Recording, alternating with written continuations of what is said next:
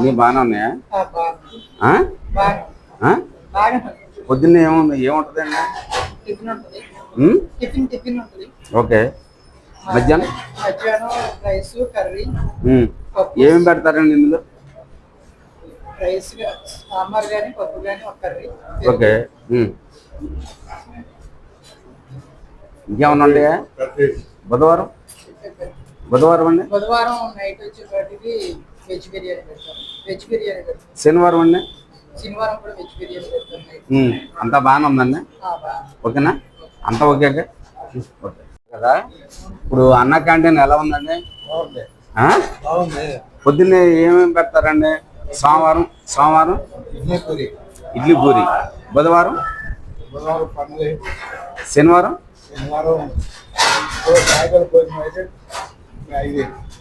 ఇప్పుడు మామూలుగా అంతకుముందు గవర్నమెంట్కి ఈ గవర్నమెంట్కి ఏమైనా తేడా ఉందండి? సరే సరే అవన్నీ వదిలే కానీ ఇప్పుడు అన్న క్యాంటీన్ అనేది ఓకేనా? అంతా కరెక్ట్గా ఉంది కదా? ఓకేనా? సూపర్గా ఉంది. సరేనా? ఇప్పుడు నైట్ భోజనం కూడా బాగుందండి. 5 రూపాయలకి ఏమేమి పెడుతున్నారండి?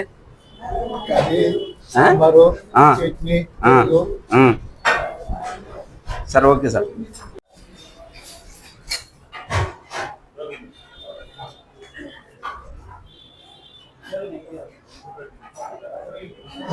సార్ రోజుకి ఎన్ని టోకెన్లు వస్తాయండి? పొద్దున్న 480. పొద్దున్న ఏమేమి పెడతారండి? సోమవారం అయితే ఇడ్లీ పూరి వస్తారు. సోమవారం. ఓకే. మంగళవారం అయితే పూరి ఉప్మా ఇడ్లీ. బుధవారం పొంగలి ఇడ్లీ. ఇడ్లీ కామన్. 2 రోజులు కామన్. 2 రోజులు పూరి, 2 రోజులు ఉప్మా, 2 రోజులు పొంగలి వస్తుంది. బుధవారం పూట నైట్ పూట వెజిటేబుల్ రైస్ వస్తుంది. ఓకే. శనివారం వెజిటేబుల్ రైస్ వస్తుంది. ఓకే. టోకెన్స్ అయితే ఓకే. ఇంతేనా? సాటిస్ఫైడా కస్టమర్స్? ఓకేనా?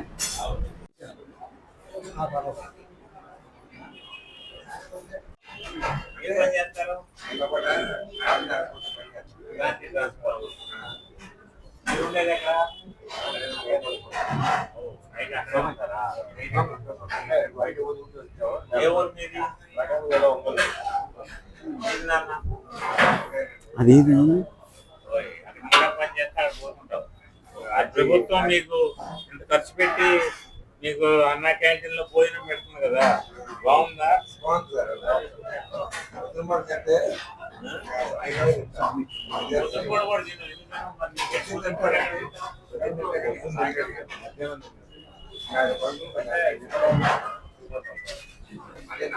ఎంత ఇస్తారు కూలి?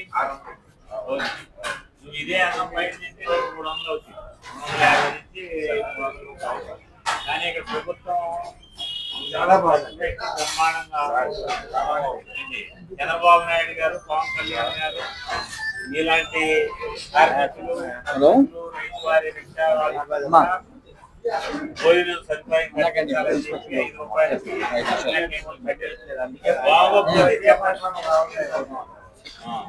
బాగోపోతే చెప్పండి.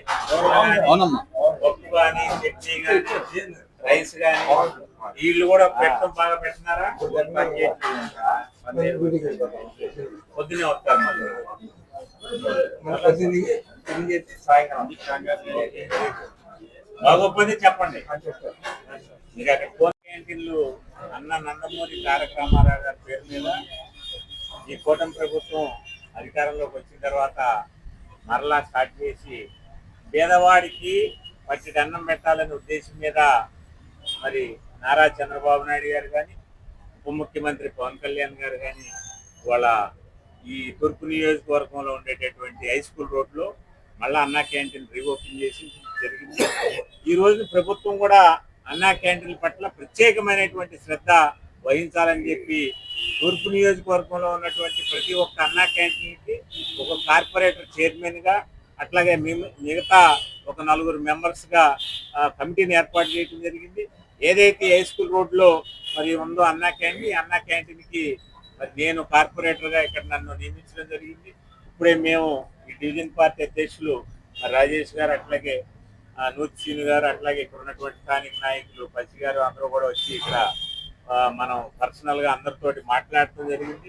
ఈ అన్నా క్యాంటీన్లు అనేవి పేదవాడికి కడుపు నిండా కూడా అన్నం పెట్టేటటువంటి రీతిలో ఇవాళ ప్రతి ఒక్క వ్యక్తి కూడా క్యాంటీన్లో భోజనం చేసేటటువంటి ప్రతి ఒక్క వ్యక్తి కూడా నారా చంద్రబాబు నాయుడు గారు మంచి పని చేస్తున్నారు బాబు, రాబోయేటటువంటి మరిన్ని 10 కాలాల పాటు ఆయనే ముఖ్యమంత్రిగా ఉండి మా కడుపు నింపాలనే ఉద్దేశంలో వాళ్ళందరూ కూడా చాలా హ్యాపీగా ఉన్నారు. ఇక్కడ ఏదన్నా లోపం ఉన్నట్లయితే తప్పకుండా దాన్ని గుర్తించి పై అధికారుల దృష్టికి తీసుకెళ్లేందుకు ఈ కమిటీని ఏర్పాటు చేశారు. మేము తరచూ ఈ అన్నా క్యాంటీన్లు పర్యవేక్షణ చేస్తూ ఉంటాం. ఏదన్నా ఇబ్బందులు ఉన్నట్లయితే ప్రభుత్వం దృష్టికి తీసుకెళ్లి దాన్ని పరిష్కారం చేసే విధంగా ముందుకెళ్తాం. రాబోయేటటువంటి రోజుల్లో అన్నా క్యాంటీన్లు అనేవి పేదవాడికి ఇక్కడ అన్నం తినేటట్లు ఇక్కడ నిత్యం వేడి అన్నం లభించే విధంగా రాబోయేటటువంటి మరి ఈ యొక్క 29 వరకు కూడా అన్నా క్యాంటీన్లు నిర్వహిస్తారు ప్రభుత్వం. దాన్ని ప్రజలందరూ కూడా ఉపయోగించుకోవాలి. ఈ యొక్క పార్టీ కార్యకర్తలు కానివ్వండి, ఇక్కడ ఉండేటటువంటి ప్రజలు కానివ్వండి, అందరూ కూడా ఏ లోపు ఉన్నప్పుడు కూడా మా దృష్టికి తీసుకురావాలని చెప్పి ఈ సందర్భంగా మేము అప్పీల్ చేస్తా ఉన్నాం. కానీ ఈయన అయ్యప్ప రూపాల్లో ఈ ముగ్గురు లోకేష్ గారు కానీ, చంద్రబాబు నాయుడు గారు కానీ, పవన్ కళ్యాణ్ కానీ అయ్యప్ప ఈ రూపాల్లో పంపించి 5 లక్షల మందికి భోజనం పెడుతున్నారు. ఫస్ట్ క్లాస్ అయినటువంటి ప్రథమ కర్తవ్యం ఇది పార్టీ. పేదవాడు ఎక్కడండి?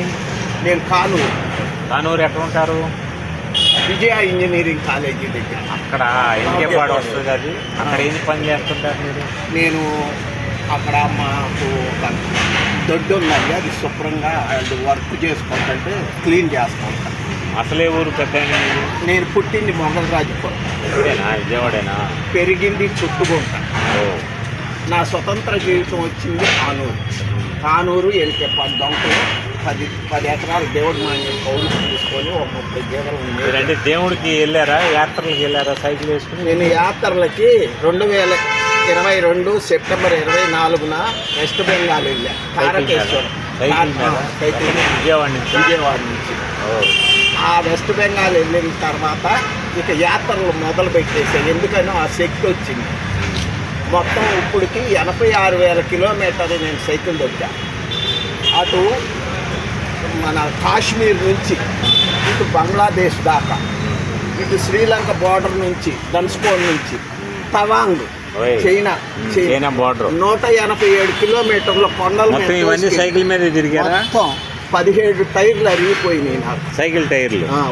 మరి మీకు అక్కడ వాటిలో జర్నీ చేసినప్పుడు భోజనం భిక్షాటం చేసుకుంటా. ఇప్పుడు ఎనికేపాటి నుంచి ఇక్కడ సైకిల్ మీద వచ్చి సైకిల్ మీద వచ్చి పొద్దున పూట కూడా వస్తారా? నాకు పని ఉండ రోజు ఎక్కడన్నా పనులు చేసుకునేటప్పుడు దూరం అయితే రారు, అక్కడ వాళ్ళు పెట్టిస్తారు, తింటారు. నేను తక్కువ, అందరూ 500 తీసుకుంటే నేను 400 తీసుకుంటాను. ఏం పని చేస్తుంటారు మీరు? నేను 35 సంవత్సరాలు డైరీ ఫామ్ నడిపానండి. ఒక 100 గేదెలు సొంత. అదే. ఒక 13 సంవత్సరాలు నేషనల్ హైవే లారీతోనే, ఒక 11 సంవత్సరాలు మల్లారెడ్డి ఇన్స్టిట్యూట్ ఆఫ్ ఇంజనీరింగ్ టెక్నాలజీలో ప్రొఫెసర్ల బస్తోలే. 2000లో దేశం అంతా పనిచేశారు. కరోనా వచ్చింది. కరోనా వచ్చినప్పుడు నన్ను 63 సంవత్సరాల వయసు అని తీసేశారు. ఇప్పుడు బాగుంటుంది అన్నా క్యాంటీన్లో? చాలా బాగుంటుందండి. నేను రోజు ఇక్కడే తినాలనే కాన్సెప్ట్ పెట్టుకోను. ఇక్కడికి అందుబాటులో ఉన్నప్పుడు మట్టి వచ్చి తింటా. ఇక్కడ దగ్గరలో ఉన్నప్పుడు వచ్చి ఒక్కొక్క రోజు నా దగ్గర డబ్బులు లేకపోయినా బాబు రేపు ఇస్తాను, నాకు ఆకలి వేస్తుందంటే అతను బాగా డబ్బులు వేసుకొని పెడతాడు. తర్వాత నేను ధన్యవాదాలు.